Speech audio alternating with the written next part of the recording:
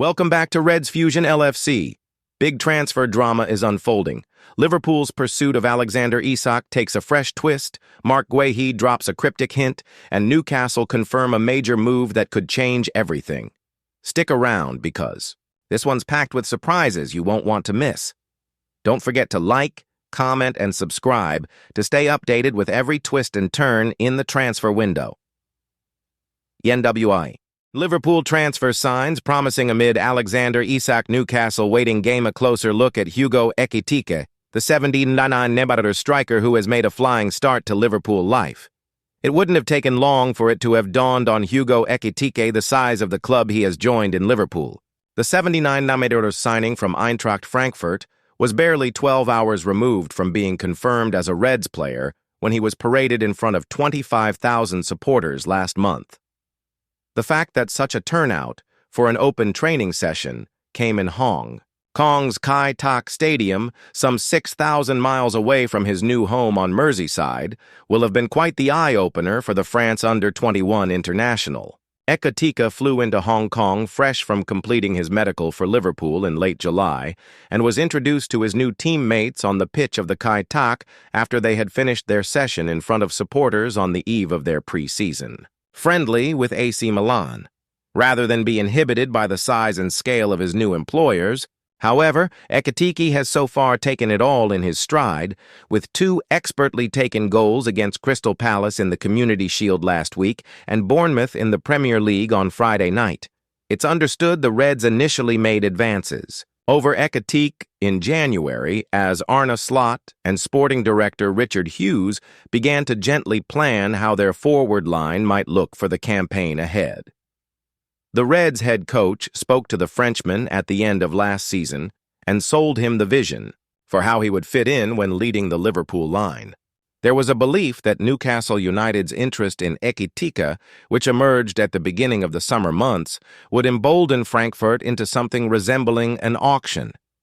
The German side have offloaded the likes off Nikola Jovic, 52 meters, Real Madrid, Randall Kolo Muani, 74 Paris Saint-Germain, and Omar Marmoush, 59 meters, Manchester City, for big fees in recent years, and saw the situation around Ekitike as being no different. The Magpies saw an opening bid of 70 million rejected before Liverpool swooped quickly last month, having already been armed with all the data, scouting reports, and character references needed to pursue the deal. The Reds' willingness to be proactive earlier in the calendar year allowed them to gain the necessary information to proceed when it was agreed that Ekitike was the right player for the next stage of their evolution up front. Their decisive action also allowed them to fend off late interest from Manchester United, who used Director of Recruitment Christopher Vivell to sound out Frankfurt's sporting director Marcos Kroesche. As a result, United and Newcastle were forced to do battle for Benjamin Sesko at RB Leipzig, with the former eventually coming out on top by sealing a 74 meters deal for the Slovenia striker. Of course, with the data-driven model at Anfield, the raw numbers and underlying metrics have had a big say in Liverpool's decision to bring in Ekitike, whose 79-meter arrival, inclusive of add-ons, sees him become the 3rd most expensive player of all time. On Merseyside behind 85-meter Darwin Núñez and 116-meter Florian Wirtz. Marc Guehi footage raises eyebrows after cryptic Liverpool transfer message.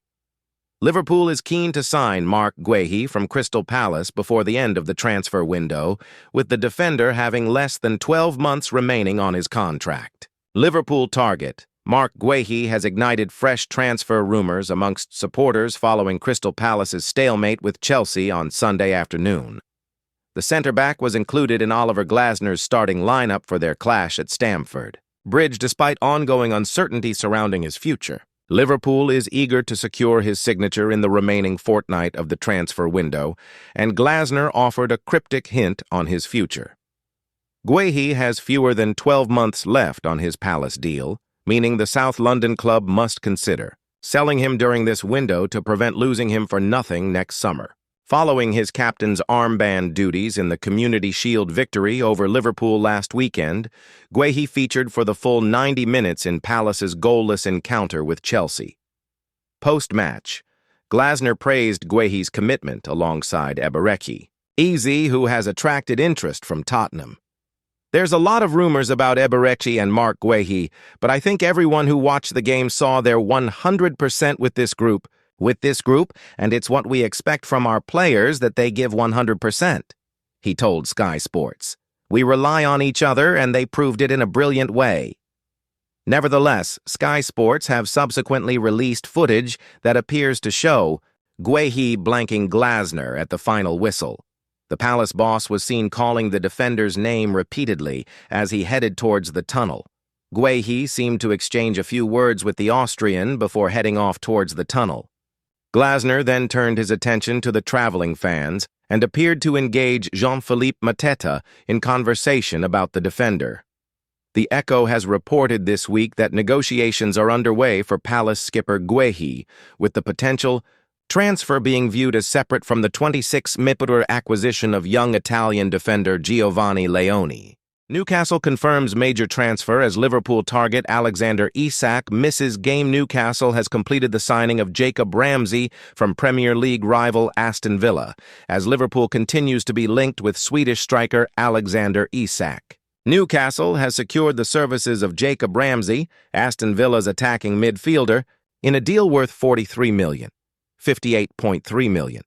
The news comes as Liverpool continues to be linked with Newcastle striker Alexander Isak, who failed to play in the team's Premier League game against Villa on Saturday. Ramsey, 24, departs Villa Park to join the Magpies in a significant financial move that assists Villa in adhering to the Profit and Sustainability Rules, PSR. This season marks Villa's third consecutive participation in European competition, with UEFA regulations stipulating the club can only record losses of $60 million, $81.3 million, a figure significantly lower than the Premier League's guidelines of $105 million, $142.3 million. To meet this requirement, Villa has sold Ramsey, simultaneously reducing the proportion of revenue spent on player wages, a figure that stood at 91% at summer's onset, needing to be reduced to below 70%. During their Premier League opener on Saturday, both club supporters united in voicing their disapproval against the Premier League and soccer's financial regulations, with Newcastle having been compelled to sell young talents Elliot Anderson and Yankuba Minte a year prior. However, Eddie Howe's squad now has more flexibility and has capitalized fully on Villa's predicament, paying a guaranteed $39 million, $52.9 million for Ramsey, who made 167 appearances across all competitions for the Villains, netting 17 goals. "I'm delighted to be here," said Ramsey. "It's been a mad 2 or 3 days, but I'm really happy to be here and I can't wait to get started. This is a big move for me, but as soon as I knew the gaffer was interested and really iked me, it didn't take much time to decide." His track record of developing players, especially those who have gone on to become internationals here, speaks for itself. "It was always a tough game playing for Villa against Newcastle. The team is full of energy, so athletic, and the fans are so passionate. I feel my game will suit that, and I'm excited to be on the other end of it now." Newcastle manager Eddie Howe said, "Jacob is another fantastic addition to our squad. His qualities will bring us something different on the pitch, and he fits the profile of being young and hungry to develop, but also with a wealth of Premier League football under his belt. Jacob offers versatility, and his directness in attack has proven to be a real threat at this level in recent seasons. He performed very well in the Champions League last season too, and we believe he'll be a major asset for us." Ramsey's exit isn't something Villa manager Unai Emery wished to see materialize, but with senior figures making it clear that PSR regulations needed to be satisfied, selling Ramsey was viewed as one of their most viable solutions, especially as they remain active in pursuing additional signings before the summer transfer window shuts. Liverpool transfer news. Alexander Isak update as deadline set for Newcastle United deal amid Bradley Barcola links. Liverpool have reportedly decided that they will consider alternatives to Alexander Isak if a deal cannot be struck with Newcastle United next week. The Reds secured all 3 points on the opening day of the Premier League season against Bournemouth on Friday, winning 4-2 at Anfield despite initially surrendering a 2-0 lead. Though the champions scored 4 times, they have been strongly linked with Newcastle striker Isak, who is said to be their #1 target. The summer transfer window's end is fast approaching, with the September 1st deadline putting pressure on clubs to finalize their business. With the start of September looming, Sacha Tavolieri has claimed that the Merseysiders will be open to other attacking targets if no deal is agreed with Newcastle next week, with links to Paris Saint-Germain's Bradley Barcola persisting. Should Liverpool move on from Alexander Isak? Liverpool's offensive players excelled against Bournemouth, and after also scoring in the Community Shield against Crystal Palace on August 10th, striker Hugo Ekitike looks like he has adapted to life. On Merseyside, the 23-year-old's development could be put at risk if Isak was signed, given the Newcastle man would almost certainly claim the starting number 9 spot. So perhaps the Reds should reconsider their priorities.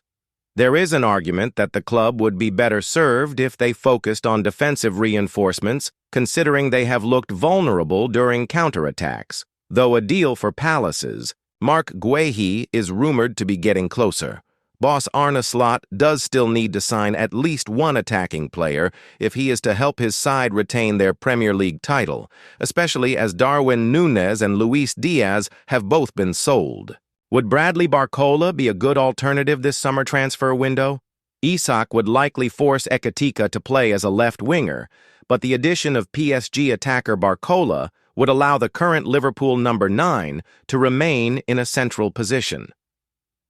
Barcola has predominantly played from the left during his career, and his tenacity, pace, and creativity could make him a suitable Diaz replacement. The Frenchman is not as prolific as Isak, with the 22-year-old's tally of 14 league goals in 2024, 25, the most he has ever produced in a single season.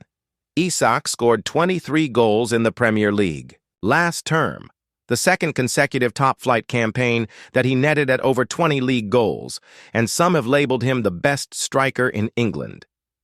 If Liverpool are planning for a future without talisman Mohamed Salah, they will need to replace his goals, and the 25-year-old Swede would help mitigate the Egyptian's eventual exit. Alan Shearer left with egg on his face. After major match-of-the-day blunder, Alan Shearer was part of the punditry team as Liverpool's match against Bournemouth featured on the first Match of the Day episode of the new Premier League season. Match of the Day pundit Alan Shearer had a hiccup on the first show of the new season. The former England striker took aim at Liverpool debutant Milos Kerkez for a part in a Bournemouth goal on Friday night, only for it to be pointed out that the left-back was no longer on the pitch. Reigning Premier League champions Liverpool raced into a 2-0 lead early in the second half. Kerkez and fellow fullback Jeremy Frimpong left the field just before the hour mark, though, and the Cherries brought themselves back bevel before 2 late Liverpool goals changed things again. There's Kerkez there. He's on the way to attack. When they haven't even got possession, which means he's 5 or 6 yards out of position, Shearer said during a replay of Antoine Semenyo's first goal for the visitors. Of course, it was substitute Andy Robertson at left-back at the time rather than Kerkez, and plenty of fans pointed this out on social media. Shearer on MOTD slagging off Kerkez for the first goal for being too attacking even though he'd already been subbed. "Brilliant stuff, Al," one wrote. An absolute belter on MOTD last night, Shearer berating Kerkez for being out of position for Bournemouth's first goal, said another.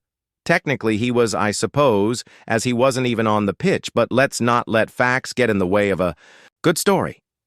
Liverpool's defense left a bit to be desired, but they showed what they can do at the other end of the pitch. After Semenyo scored twice to stun Arne Slot's side, Federico Chiesa restored the Reds' advantage late on before Mohamed Salah added a stoppage time fourth. For Federico today, coming from the bench, he's a special player for us who is there, training every day, Liverpool goalkeeper Alisson said of super sub Chiesa after the victory. Everybody knows his situation was not that easy in the summer, But he kept working hard, and today he gets the reward for scoring the winner for us. The Match of the Day episode was the first of the show's new post-Gary Lineker era.